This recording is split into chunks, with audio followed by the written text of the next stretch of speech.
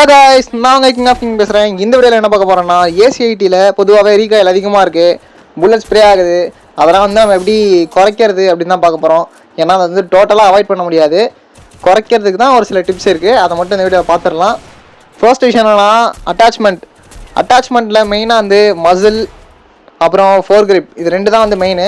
இந்த மசிலும் four grip என்ன பண்ணுவோன்னா, நீங்கள் எனிமியை பார்த்து ஃபயர் பண்ணுறப்போ இல்லை எனிமி மூவ்மெண்ட்டில் இருக்கிறப்போ நீங்கள் ஃபயர் பண்ணுறப்போ புல்லட் அதிகமாக ஸ்ப்ரெட் ஆகாதுன்னா அதாவது நீங்கள் ஸ்கோப் போடுவீங்க, எனிமி மேலே ரெட் டாட் இருக்கும். ஆனால் நீங்கள் ஃபயர் பண்ணும்போது பார்த்தீங்கன்னா புல்லட் வந்து எனிமி மேலே படாது, பக்கத்தில் வேறு எங்கேயாவது அப்படியே ரைட்டு இல்லைனா லெஃப்ட்டு அந்த மாதிரி மூவ் ஆகும். அந்த மாதிரி ஆகாமல் தடுக்கிறது, அதாவது ரெடியூஸ் பண்ணுறது தான் வந்து இந்த ஃபோர் கிரிப்போட வேல்யூ, மசிலோட value. Foregrip level 3, muscle level 3 போட்டுக்கோங்க. போட்டிங்கன்னா கொஞ்சம் வந்து அக்யூரசி நல்லா இருக்கும், நார்மலாக இருக்கிறத விட கொஞ்சம் நல்லாயிருக்கும் அப்படின்னு சொல்லலாம்.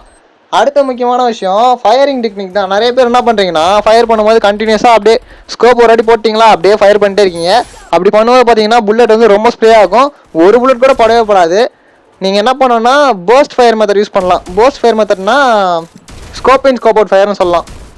அதாவது ஸ்கோப் போட்டு ஒரு ஃபயர் பண்ணோம், ஸ்கோப் போட்டு அதே சேம் டைமில் அந்த ஜாய்ஸ்டிக்கை வந்து கீழே லைட்டாக இழுத்த மாதிரி வச்சுக்கிட்டு டக்குன்னு ஃபயர் பண்ணிட்டு டக்குன்னு ஸ்கோப் அவுட் பண்ணோம்.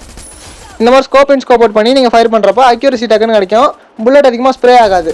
அண்ட் இன்னொரு விஷயம் என்னன்னா, நீங்கள் ஸ்டாண்ட் பண்ணிவிட்டு சுடுறதை விட இல்லை சிட் பண்ணிவிட்டு க்ரௌச் பண்ணிவிட்டு அந்த மாதிரி சுட்டிங்கன்னா அக்யூரசி கொஞ்சம் நல்லாவே இருக்கும். ஸ்டாண்ட் பண்ணிவிட்டு சுடுறதை விட கொஞ்சம் அதிகமாக இருக்கும்.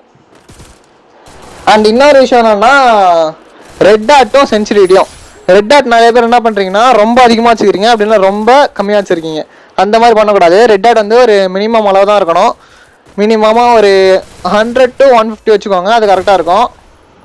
அண்ட் சென்சிட்டிவிட்டி வந்து ஜென்ரல் சென்சிட்டிவிட்டி வந்து ரொம்ப அதிகமாக வைக்காதீங்க, மீடியமாகவும் இருக்க வேணாம், கொஞ்சம் மீடியமுக்கு மேலே ஃபுல்லுக்கு கீழே அந்த மாதிரி வச்சுக்கோங்க. அந்த மாதிரி இருந்தால் கொஞ்சம் கரெக்டாக இருக்கும்.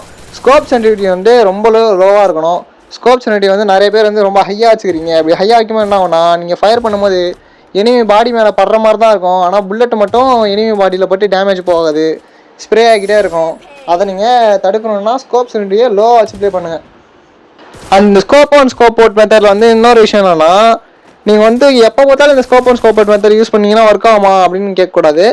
என்ன விஷயம்னா, எனிமியோட டிஸ்டன்ஸ் பொறுத்து தான் நீங்கள் scope in scope out method use பண்ணணும். இப்போ எனிமி வந்து ஒரு ஷார்ட் ரேஞ்சில் இருக்கான்னா அப்போ வந்து நீங்கள் நார்மலாக வந்து இந்த ஏசிடி கன்லாம் அடிக்கும்போது பார்த்தீங்கன்னா அக்யூரசி கம்மியாக இருக்கும். அப்போ ரொம்ப ஃபாஸ்ட்டாக வந்து நீங்கள் இந்த போஸ்ட் ஃபயர் மெத்தட் வந்து யூஸ் பண்ணணும். டக்கு ஸ்கோப் இன் ஸ்கோப் அவுட் போட்டு எடுக்கணும். இதே ஒரு மீடியமில் இருக்கான்னா நீங்கள் ஸ்கோப்பே போட வேணாம், ஸ்கோப் போடாமல் வந்து அப்படியே நீங்கள் வந்து அடிக்கலாம், அதுதான் வந்து பெட்டர். லாங் ரேஞ்சில் இருக்கான்னா கொஞ்சம் ஸ்லோயராக வந்து நீங்கள் வந்து போஸ்ட் இன் போஸ்ட் அவுட் பண்ணணும். அப்படி இருக்கும்போது அக்யூரசி கரெக்டாக இருக்கும். ட்ரை பண்ணி பாருங்கள், ஒர்க் ஆச்சுன்னா சொல்லுங்கள். சரி, இந்த வீடியோ அவ்வளோதான். அடுத்த வீடியோ பார்ப்போம். பாய் பாய், டாட்டா, போயிட்டு வரேன். மறக்காமல் லைக் பண்ணுங்கள், ஷேர் பண்ணுங்கள், சப்ஸ்கிரைப் பண்ணுங்கள்.